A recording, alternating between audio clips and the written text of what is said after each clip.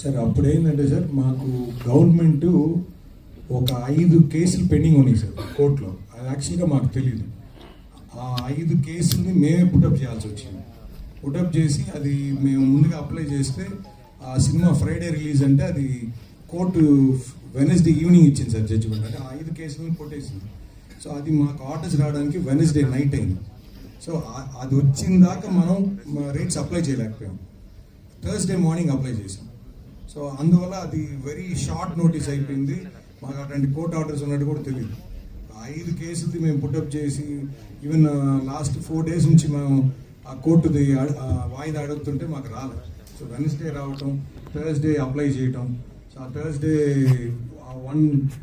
Few hours అవ్వటం వల్ల government నుంచి మాకు రాలేదు. బట్ లేట్ నైట్ వచ్చింది.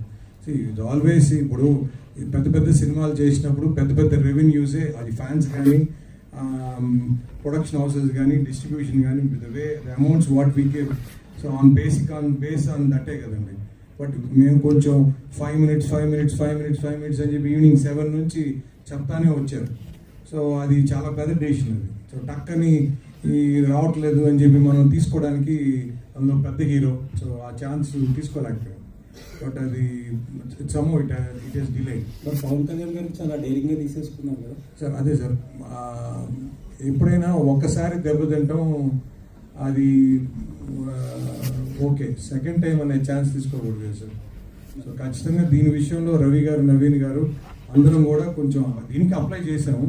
బట్ దీనికి కూడా అదే ప్రాసెస్ ఉన్నింది. సరే ఎందుకని చెప్పి ముందుగానే మండే ఈవినింగే కాల్ తీసుకున్నాం సార్.